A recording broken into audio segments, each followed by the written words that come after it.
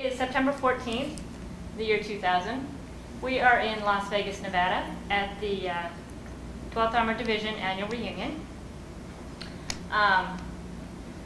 Here to do an oral interview of 5 gentlemen that had a mutual experience. This is a little different from usual, so we will just go ahead and start off with Bob. He can tell me how to pronounce his last name. And go ahead and just tell me about where you were born and a little bit about your upbringing. Okay, I was born in O'Connor Falls, Wisconsin, on November 21st, 1924. And spent most of my early life in Milwaukee, Wisconsin. At the time, I was in high school, and a senior.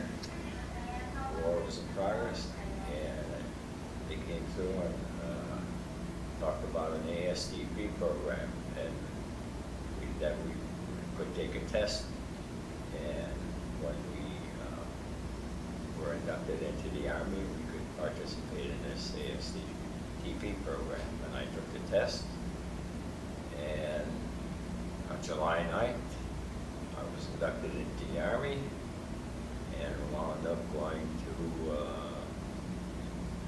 Camp Hood for basic training. And after Camp Hood, went to New Mexico State, or A&M University, Las Cruces, New Mexico. And from there, wound up in the 12th Armored Division. Good. Now, Bob, would you mind expressing your last name again? Marcoullier. Marcoullier. Okay, thank you very much. All right. Bill, go ahead and tell us the similar information. Well, I was born and raised in the suburbs of Philadelphia, Pennsylvania. And I went in the Army in June of 1943. And I went to basic training in Camp Hood, Texas, and I met Bob at that time in there. There was a lot of fellows from Pennsylvania, a lot of people from Wisconsin.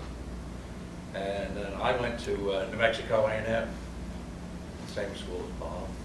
And of course this program closed down and we joined the 12th Armored Division. And I ended up in the 66th Armored Infantry Battalion. And made a lot of friends there. In fact, my best friend is the guy in the end there, McCaw. And The guy next to him. yeah, but McCaw and I were pretty close friends all the time we were in the service, until they shot him. And that's about it. And you are Bill Myers. Bill Myers. Okay, good. All right. Mr. McGill. I'm Ward McGill, a farm kid from North Dakota. My first job was herding sheep next to the Montana border. I earned $2 a week and all I could eat. The rancher thought he was getting the short end of the deal. But I decided that I didn't want to be a rancher all my life, so I got a job on a construction crew, pushing a wheelbarrow, saved enough money to go to college my first year. And I'm always quite proud of that I put myself through my first year of college. Come summertime, all my buddies had gone to the service. I got a job driving a truck. That lasted about 2 weeks, and I decided I'd go down to the draft board and tell them I was ready to go. So I volunteered for the draft, and they gave me a big party, sent me away to Fort Snelling, Minnesota to be inducted. I got there, and the doctor says, "Hey, you got a bad heart. Jump on one leg for 15 minutes, and then lay down. I want to check that again." And he did that 2 or 3 times, and he had my chart all marked up with red pencil. Finally, he said, "Ward, do you really want to go in the service?" I said, "Man, yes. I don't want to go back 4F after that big party." And so he erased all the red marks, and I'm still living. Still got the bad heart. I was doing a pretty good job. After I finished basic in the Combat Engineers at Camp Abbott in Oregon, I had a chance to stay on as cadre or to go into the ASTP. And of course, I took the ASTP thinking that was the best, most logical route. And I ended up at the Star Unit in Sacramento Junior College. It was a sent, it was after the beginning of the cycle, so we had to wait 6 weeks before the next college semester began. And we had a real ball at Sacramento. But then I went out to Las Cruces A&M, and they were throwing the engineering courses at us so fast that I could hardly keep up. And it was kind of a relief to me when the program closed down. I ended up in B Company, the 66th Armored Infantry, and made all these wonderful friends that have been lifelong buddies. It's a real privilege to be with them today. Thank you. Okay, next is Bob Edwards. Yeah, I'm from Baltimore, Maryland. No, I take that back. I'm from Rock Hall, Maryland, a little town in Maryland. I ended up in Baltimore. I went to school at Aberdeen Proving Ground. And I better start over again, right? Okay, go ahead. Anyway, I'm from Baltimore now, originally from Rock Hall. And I went in the Army on May 21st, 6 months before the war started. Can you hear me? Mm-hmm. 6 months before the war started. I ended up in the 29th Division. That's in Maryland. From there, I went to Washington, D.C. for Interior Guard duty. I stayed about 14 months there with the NPs. I lived there in 1943 and went to Camp Campbell, Kentucky. That's where the Trump Army was at. From there, I went to Camp Brockett, Texas. Then the rest is history, went overseas. And Bill McCall, myself, and Wilbur Gill got hit the same day, April the 1st, Easter Sunday, April Fool's Day, right? Right. And from there, we all went to different hospitals. There, we all came home. That's my story. Thank you. Mr. McCaw. Yes, I'm Bill McCaw. I was born in Texas. I don't like to brag about it though. And, but my mother got across the bridge from Juarez, Mexico, just in time for me to be born an American. I grew up kind of traveling around the country. My father was in the military, so I was an Army brat, and kind of finally settled in Denver, Colorado, where I finished high school. Then at the time of getting out of high school, I went to the draft board and asked them when I would be drafted because I wanted to start college, if I could. So the lady didn't even turn her back. She says, "You go June 15th." And I said, "You don't know my name yet." She said, "I don't care what your name is. You're going June 15th." So on June 15th, I went. And on June 30th, I was inducted then and went to Camp Fannin, Texas. From Camp Fannin, Texas, and I went to Texas A&M for ASDP. And then from ASDP, when they closed the program, I went to the 12th Armored. When I was at the 12th Armored, they asked me what unit I'd like to be in. So I said, well, I'd like to be in reconnaissance. But I'd really like to be in the medics because that's what my goal in life is. And they said, oh, fine. And I said, well, I was trained in infantry. And they said, fine, you're in the infantry. So then I went to B Company, the 66th, and met my good friends. Great. Thank you. All right. Well, since we're here intentionally for a mutual experience with the five of you, why don't we go ahead and have Ward go ahead and tell us primarily what that whole experience was like, and then we will have the rest. This involves the last 2 days of combat for 3 of us. It was a little town west of Wurzburg. We knew we were coming into some pretty tough fighting because of all the anti-aircraft fire that was observed when the planes would come over and strafe. And our first assignment was to take a little town that was defended by a German training battalion, supposedly 16 and 17-year-old boys.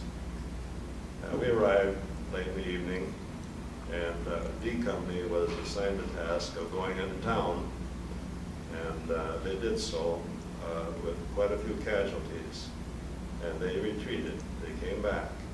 At that point, the artillery started to shell the town and throw white phosphorus in and burn it down. The infantry, the German infantry, then pulled out of town in front of it and dug a defensive position between us and the town. I was asked to lead a patrol around the town to see if there was a alternate course that we could bypass them. We had bypassed many towns in the past than any German defenses. But I did get to patrol around town, and we found the route leading out of town was full of refugees. They were abandoning the city because of the shelling. I got back to the task force and reported to the task force leader, who was a lieutenant colonel, and he asked me if I could lead the task force around the town. I said, certainly I could take you the same route that we took. No obstructions, except there was a big gravel pit, and that would have to be avoided, otherwise in the dark we could have a lot of swamp tanks. But we never got to do that, because the next morning the order came to attack the town and to take it. As a result, we killed about 36 Germans and 5 civilians. I have the account from a German pen pal that I write to. He was a radio operator in the German 19th Army, and he and I converse every 2 or 3 months. Anyway, on the 50th anniversary of the battle, they had a observation of the attack on Nassau with people from the American 3rd Infantry Division and the 12th Armored and the German 10th SS Panzer Division present, plus all the mayors from the area around. And I have an account of that if any of you are interested in reading about it. At any rate, we didn't take a lot of casualties that day. The attack was pretty much like Pickett's charge at Gettysburg. It was a big open field. We went barreling across that field right through their lines. And I didn't see any casualties when I went across, but after I got across, I looked back and the field was covered with bodies. There was probably 15, 20 people laying out there, and I don't know if they're Americans or Germans, but our medics were already at work. They were picking up the bodies with a jeep, those that were still alive, and they thought they could help. We went on into town expecting to find a lot of resistance, but the town had been abandoned. And an hour or so later, our half-tracks arrived, and our platoon sergeant came up and said, "You did a good job, guys. We'll be moving on." And that night we moved out of town. We quarreled up with the 43rd Tank Battalion, spent the night. The next morning we moved into woods. Now this is Easter Sunday morning. We moved into a woods, and there were signs of some combat in the woods. We came across an American machine gun squad that had been set up, and the machine gunner was dead, and apparently the crew that was carrying the ammunition abandoned the position because we found the ammo boxes, and of course the dead sergeant. Later that afternoon, the Air Force began strafing the enemy, which we didn't know where he was or what kind of defenses he had. But when the order came late in the afternoon to move out to attack the town, I think the town was Headstead, at least that's what it says on my casualty report. We marched right in front of a battery of 88s. There was 4 88s that the Air Force had knocked out. We didn't even know they were there, but they'd completely blown their camouflage away. It was kind of unnerving to walk in front of 4 88s. Fortunately, they were not manned. There was nobody there.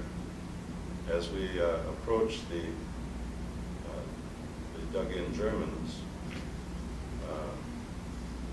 we were receiving sniper fire and not a lot of artillery. But finally the task force was halted because the sniper fire was heavy.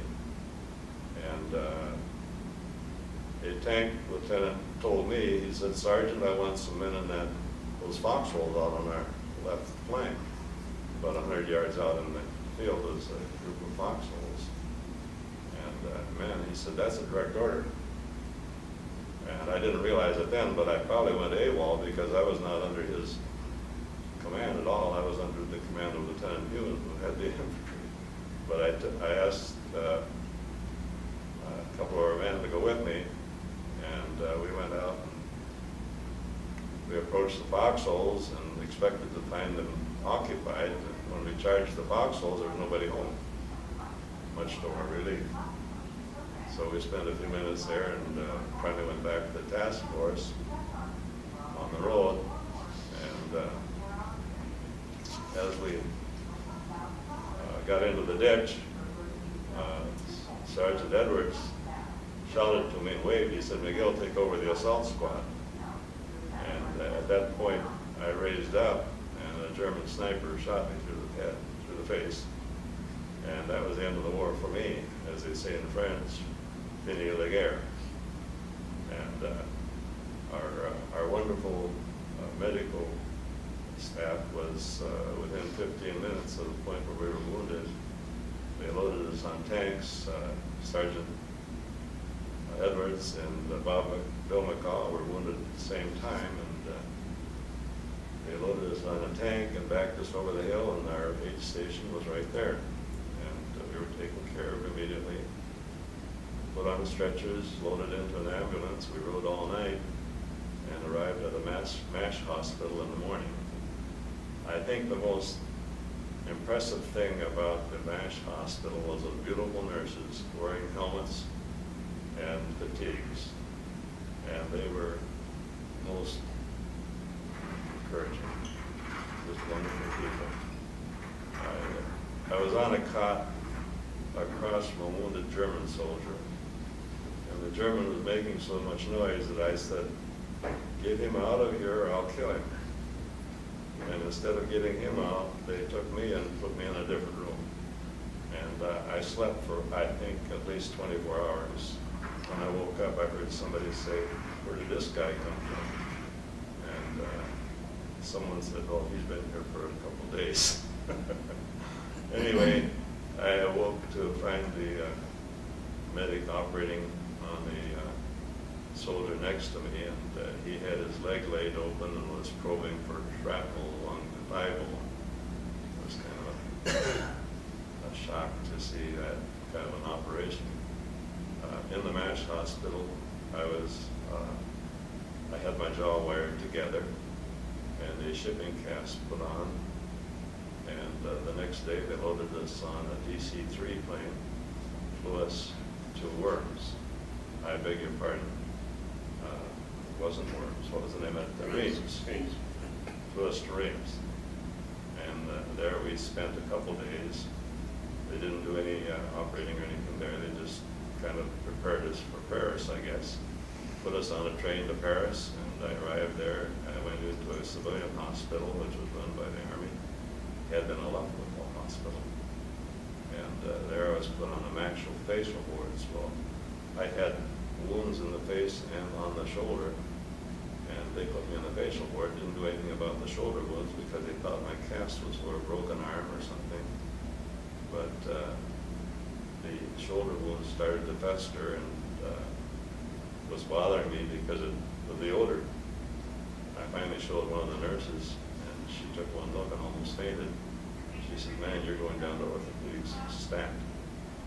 And they had me down there in 15 minutes and got the cast off and cleaned up my shoulder wound.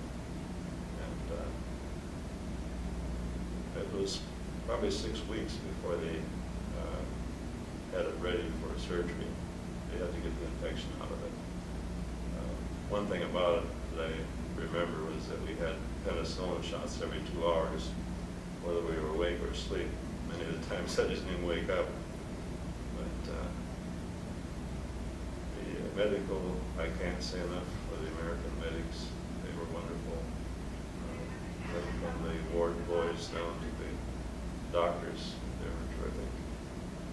I think that's about all the story I should tell at this point. Well, Bob Edwards was also injured in this situation. April, same day. Yeah. April. Why don't you tell us a little bit about your experience?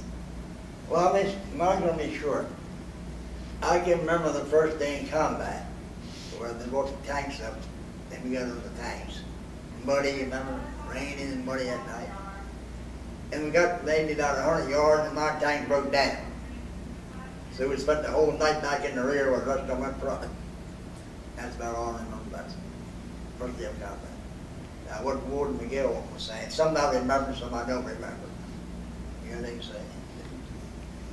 Oh, well, I think you have more to say than that. Remark on where you were wounded. Whenever you were on the road. No, I wasn't running, I was in the field. You were in the Gulf, You're in the ditch. Well, I was standing up when they got hit. Yeah. I know, I spun around like a spin top. Tell them where you got hit I lost at. my helmet. Well, they want to know where I got hit at. It was here and came out here. And they always want to know why I don't show it. They're always trying to get Yeah. the shows his wound. But I was lucky. I was at least hit with either one. I only spent about 33 days in the hospital. These guys hit pretty bad. So I was okay. I went back to my outfit at Elbag in Germany. I stayed there about maybe a month. Then I went to Belgium, Antwerp, and came home a boat. First day on the boat got stuck in the mud. Had to play there for 2 more days before the boat got floated. I was in Belgium, Antwerp. And then I went back to Camp Shank, New York, the same place I left from, to go overseas.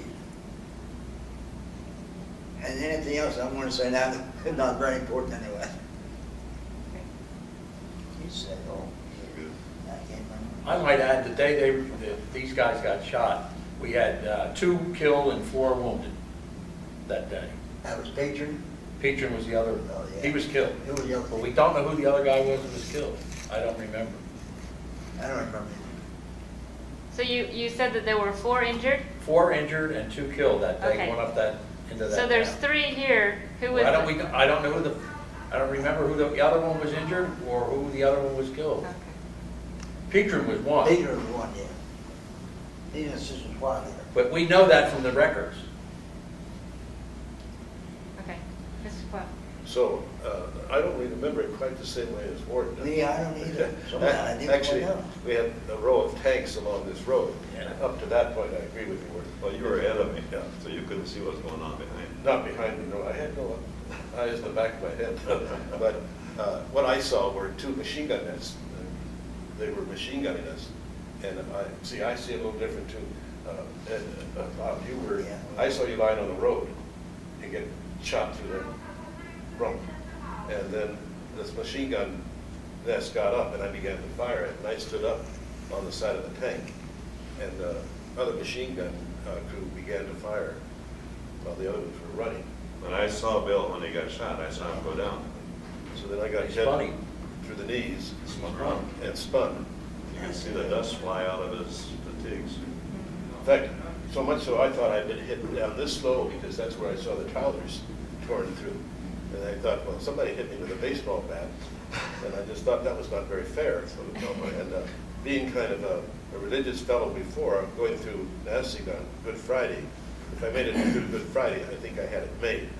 Then Holy Saturday being the next day, and going back to Nassing, I thought, well, if we make it this way. The next day being Easter Sunday, I thought I had it made.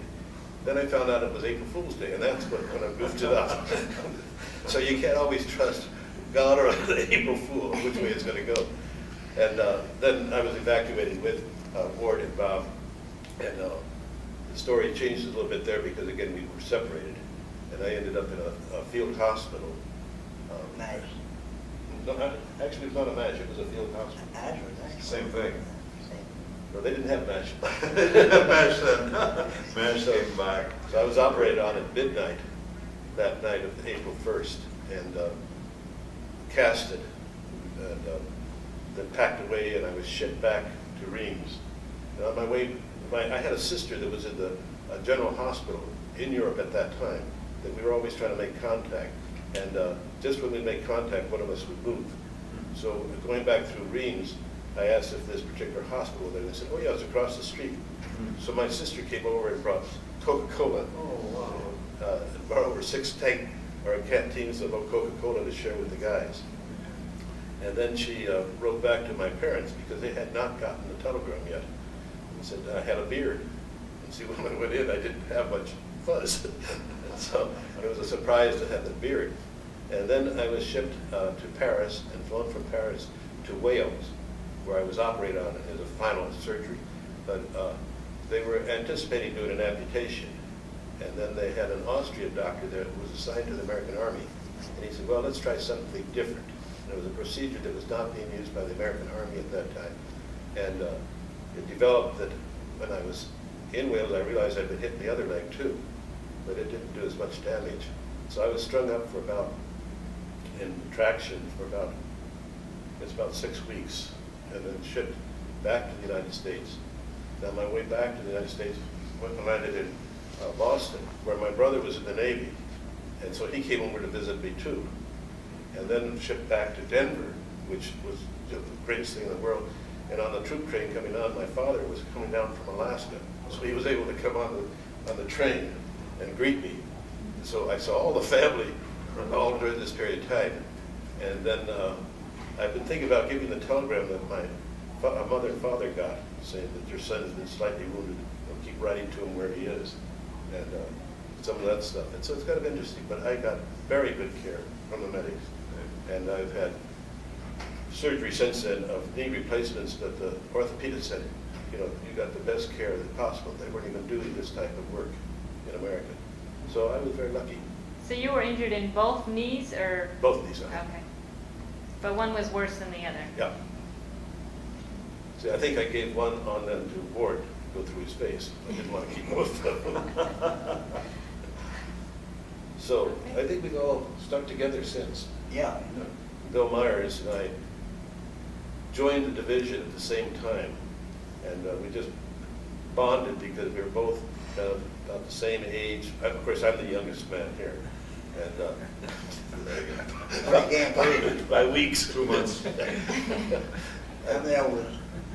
And so then we kind of got in the same squad, and then we hung together. And they called us Damien and Pythias, because where one was you could be sure there was going to be the other one.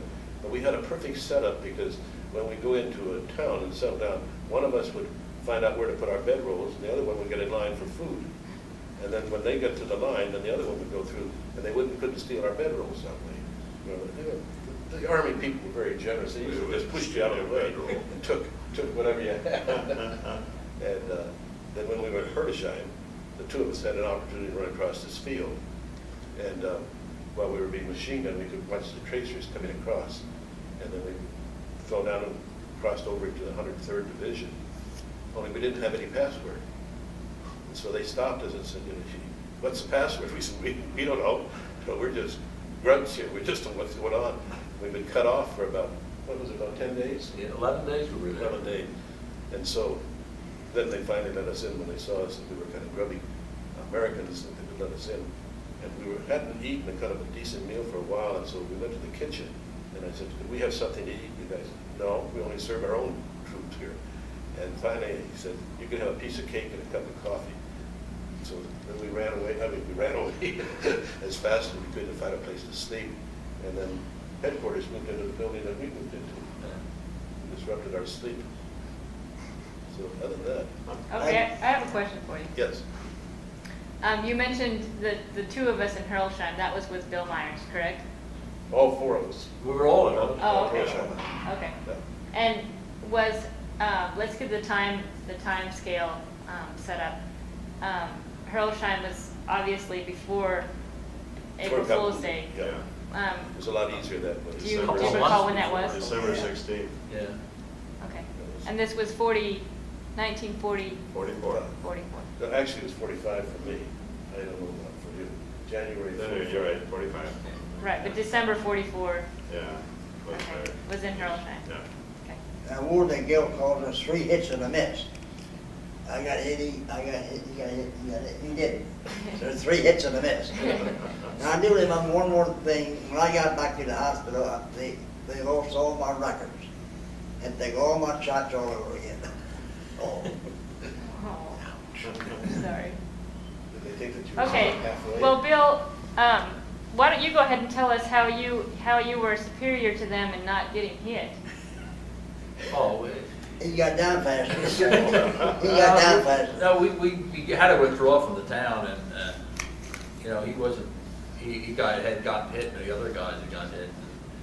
You know, you're pretty close to somebody, and then all of a sudden they're not there. really a letdown. But you managed to, you know, work through it. We got So- replacements and we kept on going. You just kept on going, and you saw the end. You saw the end of the Well, war. I ended up the war the last day. I never got hit or anything like that. How long was it after you got hit when you saw Bill again? Back in the States, right? Yeah. He was in Pittsburgh and he came back flew into Philadelphia to see me. Oh, yeah. That what year was that? He was 45. No, not Wait, 45, goodness. it had been about 52. No. 45, so overseas, 45. Oh, all right, okay. But I went back to a meeting, I remember back. Yeah. where, That was 51, I think, well, 50. Must be about 52, 53. And you been- Because I've been through You were in a motel by the airport. Yeah. Yeah. It's amazing how we get in touch with one another all these years, you know.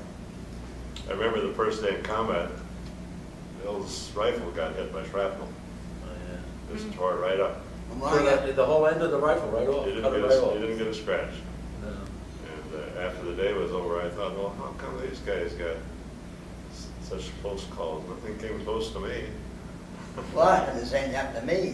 When I picked my rifle up, the whole butt end was gone. You knew right. Where was that? Yeah, I had to get. I got shrapnel, I got it in my hand. Did I? Never did I that. told, I asked the doctor, he said, no, I said, leave it anywhere or nothing. Oh. Well, in Herlesheim, the Germans were shelling us, and I got completely buried in the foxhole with it. And he dug me out, and I spent the rest of the time in his foxhole with him. Do you remember that? Yeah, and we had time to dig the foxholes, we had it layered with K-rations, which were waxed paper, or wax boxes, so it kept them dry, and it was really kind of lovely. I never told you about One of our guys had his bedroll on the ground beside his foxhole, and when a mortar round came in, landed closely and riddled his bedroll. And he was about 30, 40 yards from me. He says, "Hey, Miguel," he says, "a good thing I wasn't in my sleeping bag." You know about the time Bart got hit in that half track? Oh, When he yeah. sat on the side of it? Yeah, we had a lot of Went through the close, half track, killed a guy sitting right on the side of it. had a lot of close calls. I think Had a mortar shell land 3 feet from me, but there was a 2-foot wall between me and it. one of the things I think that all of us felt since we were in the same platoon was our platoon sergeant, Sergeant Glenn Huff, who was sent back to Paris and got commissioned. And he kind of consulted with us about whether he should take the commission, because by being a tech sergeant, he would make more money as a tech sergeant than as a second lieutenant. And so that we kind of encouraged it, because I can remember saying to him, you know, Huff, take it, because you'll be a captain within a couple of months, the way they're killing them off. And we were going through the town of Lubushaw and Mannheim, and Lieutenant Huff was talking with me that I'd give me my watch to take back to Paris to get fixed. And he said, you know, or they never called you by your first name, it was McCall. You know, I couldn't get your watch fixed. Do you want it? And I said, well, why don't you keep it until after we finish this engagement? And he walked from here about to the camera and was killed. And he hanged the name around it, and they went off. Yeah, the sniper shot him in the hand grenade. Who, huh? Yeah. So that was I a don't very remember tragic. Not true. Didn't they shoot the hand? It was Yes, the they hand, did. it was the sniper that hit The the sniper shot him in, and it hit him in the hand grenade, and the hand grenade blew up. No way. See, I didn't know. No, the pin fell out of his The hand. pin came out of it, yeah, 4 or 5. Yeah. And somebody thinks it, Huff, and that time, that was it. Oh, I didn't know that, we always saw. No, I was right behind him. See, I get different stories. The thing went off, the detonator went off in his pouch, and Banyan shouted, he said, "Huff, it's a grenade in your pouch." And Huff took off running. The last we saw Huff was a sheet of flame. And we came to him, and he was still conscious. Had They always a told white us it was little a sniper. girl. He had told Didn't us, he had they? I told always us, thought it was a sniper. no, he had told us as a platoon, he said, "Guys, straighten out those pins in your grenades, because if you ever get in a tight spot and have to have a grenade, you'll never get those pins out." And he had taken his own advice. Then the last order came down, no more hand grenades. Oh, I didn't know that, but Not the kind one. we spent the night straight bending the pins on our grenades. But that's kind of interesting, because Huff was so obsessive compulsive, he would wrap all of his grenades with tape so the handles wouldn't fly off. So maybe he'd straighten out the pins, but then he'd have the tape Might be too He damn late then. He told us to straighten the pins out. No, keep the tape on. It's too late then to do the hanging, anything got tape on. That'd be harder to take the tape off than to take the pin out. But I think everybody admired him because he was an older man. Yeah. Kind of- He was sort of a father. White, He he's was- Like a married, father old type girl, guy. yeah. Yeah. But we were all pretty old. Let's see, we were, what, 20? 19, Yeah. 19. You got it, Yeah, we needed a father. yeah. You got 18, when you 18, 19, I was 20. 20. But we've all done very well since the war. Went on to school, went on to work, still working. Some of the older fellows have retired. Young ones are still working. When you- Okay, well, we've got everybody's story but Bob's on what happened after that weekend. Well, So why don't we go ahead and listen to I what? can't add much to that story because while I was in the same general vicinity, I was in another platoon. And the things that I tend to remember from the war was a little more lighthearted, not the war itself. Things like in Herlisheim where we had bad information to start with, and the first people that went up to the woods got the hell beat out of them. And about, as I recall, 3 o'clock in the morning or 4 o'clock in the morning, as we were in the field away from there a little bit, somebody came up to us and said, "We're going in at 5 o'clock in the morning." And I thought to myself, who's that damn idiot that gave an order like that? And fortunately, that before it became 5 o'clock, somebody came back and said, "Let's call it off for now." I remember that. But they started shelling. They started dropping mortars in there. Yeah, but it wasn't like going up there and Is that when Shannon got walking hit? right into it again. Ain't that when Shannon? So what did you think about Herlisheim? Herlisheim? Yeah. Yeah, it was not. Well, it was a big disaster, and it was very difficult. It The was very Germans had difficult two for the divisions. people that had to go in We attacked first. 500 troops and it ended up like there were 2.5 or 3 divisions there. And what the result was because of bad intelligence on what was there. Right there. Somebody else takes the beating for that. We was ready to lay down for the night and look for steel. He come the Tiger tanks right towards us. Remember that? That wasn't right. Yeah, A well, canal, there. remember the flatlands across from the canal with all the dead tanks. We It don't was know a and swamp. then It rolls was like a swamp.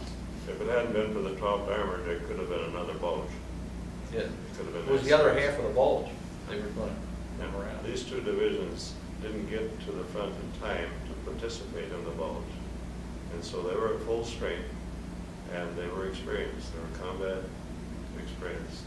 They got them across the Rhine at night, and our intelligence didn't pick up on it until we, No, our intelligence did pick up on it. The ground intelligence said there's a massive number of men in there. Air intelligence said, no, there isn't. So they took air intelligence, figuring that the guys on the ground couldn't see anything anyway. yeah. But we didn't get a chance to hear the rest of Bob's story. And Bob usually had a lot of lighthearted things like Las Cruces, and the young girls that were at Las Cruces seemed to fascinate more than the war. Well, that's Your true. memory seems a little warped. I enjoyed my time in Las Cruces. Oh, absolutely. It was probably one of the only ASDP schools that was co-ed. It's funny though, we at the same place at the same time, but we look at things differently. I can remember things that he can't remember, he remembers things Yep. I can't remember. Yeah. Even though we're at the same time. Okay, Ward mentioned that this is something that I had never heard before, that the school that you were at in ASTP was co-ed? Oh, yeah. Tell us about that, please. Oh, boy. Wait, put your tongue back in. What really should I tell you about that? About the serenade. Well, I had just heard that all, like the A&M, Texas you know, A&M. Texas All A&M men. was all men, and He wants to go, he Well, goes. there were some women there. The Quite a few, a sororities. lot more women than there were ASTP. No. That wasn't my No, recollection. not that much. Say it, I- you know what I mean? I don't think there were Probably about 10 guys to each girl, but. No, I don't. Yeah, They had tag my- games for my the girls recollection at one is there time. were more They had a tag men dance for there the than girls. women. I don't remember that. See how we I get remember the there. night the sororities serenaded probably us. count all They the came girls out from and the serenaded last the men in cruises as sorority well. night. I don't know, I know there was a lot of girls in Yeah, there. so this was at New Mexico A&M, correct? In Yeah, Las it was Vegas. New Mexico A&M, and it's now New Mexico State College.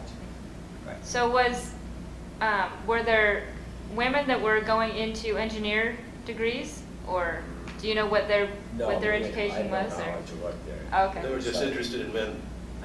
They had an ROTC group in there. Yeah. Yeah, there was probably 4 or 5 civilian men's No, there was students. the whole, there There must have was been. no girls. Yeah, there was, oh, yeah, there was women. I think they had. Yeah. No, ROTC. not in the No, ROTC. not at that They had a time swimming anyway. pool and a canteen. Yeah, yeah. Well, where does an It alien was a go nice register place. then? Weather Had a- was nice, like I say, I remember. the Had a dress parade every Saturday. Oh, yeah. Mutual basic training. Okay. But I also remember things like, we had stopped in the town and it was a little chilly.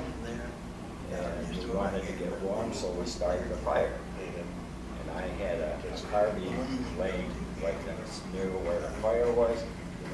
And somebody decided he wanted to get the fire going a little more, and he put a little gasoline on it. Ooh. And that caught the carbine on fire, and there were bullets flying everywhere because we had the magazine in a carbine and another couple on the stock of the carbine, and burned it all up. Wonder we didn't kill more than the Germans did with that. Wow. The other thing I think I sometimes, tend to remember the names of towns and maybe some things that happened, but to put the two together at this point, So the town that you guys were at when you were shot was where? That's just across the river from Williamsburg. Okay.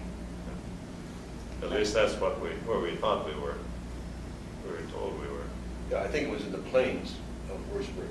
Yeah. It was Hempstead and us, those were the towns. Yeah, the only way I knew is it was on the tag that the medic put on the location of the wound was at Hempstead. You know, do you still have your toe tag? No. I think I still have, I'll have to send it to you. That'd be great. You know, they tie it around your toe. If Mhm. What was it, your right toe if you were alive and your left toe if you're dead or something? I think one other thing that I remember was not quite at the time that they got hurt, but we were in convoy and with cat eye lights on so that you could hardly see. We came to a fork in the road, and so we all got out to look and see where the rest went. And so there were track marks up this way, and there were track marks this way. So we decided, well, they must have gone that way. So we then became the lead half track. We were barreling down this road, when suddenly an 88 opened up and blew our track right off the ground and killed the driver, wounded the assistant. But Bill and I were, and I was standing up. we're all still alive, didn't even get hurt. Well, there were two replacement guys in the front seat. They got killed. Oh, that's why they didn't I come was in back. the front seat, but back in the Lickford.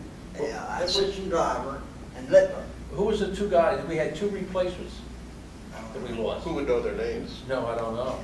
You didn't know any replacements' names. It seemed like the Germans liked to shoot the replacements rather than the veterans. No, we just stayed closer to the crowd. Tell them about Littler, Sean. Your father, his father. That what? Oh, yeah. Littler showed you his picture of his father. Yeah. In the casket. In the casket. When we were in the States, he would say, let me show you a picture of my father. And we'd say, oh, sure, see it. Then he'd pull it out of his wallet, and there was this guy in a casket. His father with a dead He had a picture picture, of his carried a father. picture of his father in a casket. You know, it just didn't go over real big. And he was an older man, too. Yeah, he's at least 30. And he was a cab driver from New York. He was toothless also. They took his teeth out, they court-martialed him before they took them out, and put him in a hospital. Who? Littler. He came around, he had this the black spread out of his mouth, he looked like a mule, kicked him in the face. See, that football. Yeah, he didn't want to have the teeth out, and they said you had to. Well, he did enjoy the service. Yeah. Isn't that true, McCall? Yeah. Yeah, that's Before he true. died, he got killed in the half track. Oh, this was before. This was before when we were in Barkley.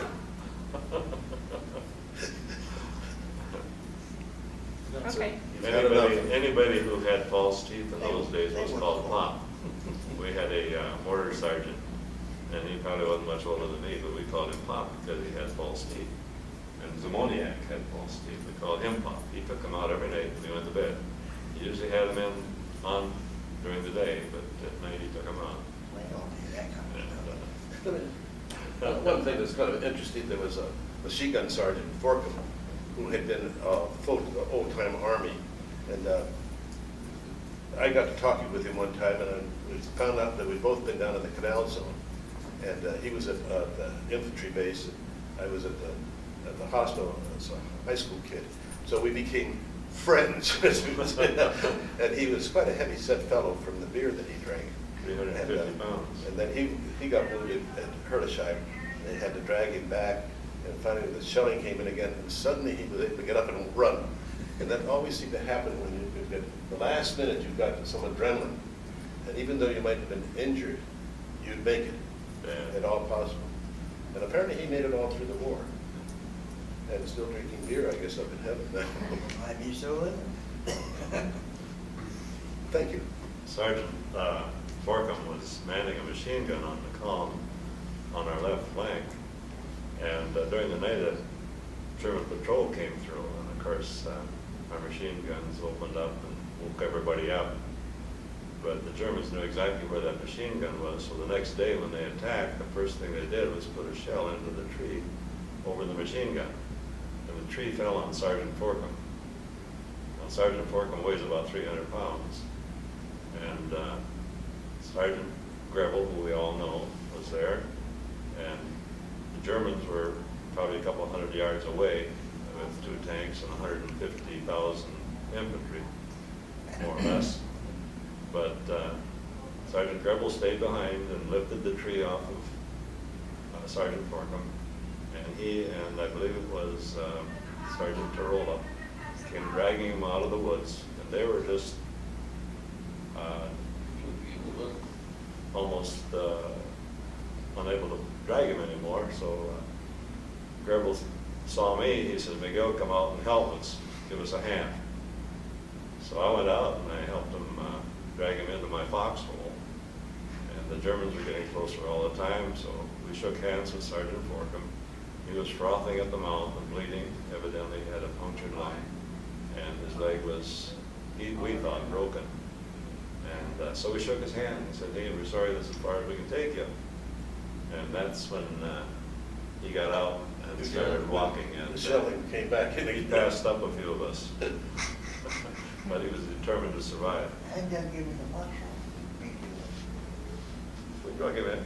I think one of the things that I would say about my feeling about my experience was that it was very lucky.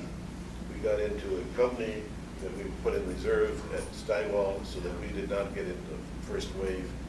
We were at Hertesheim, but probably our casualties were less than C Company Oh, yeah. and A Company, and certainly less than 17th AIB Armored Infantry and the 56th, even though we had a fair amount of casualties. And as we found out that about 10% of the ASTP members of the division were casualties of either wounded or killed.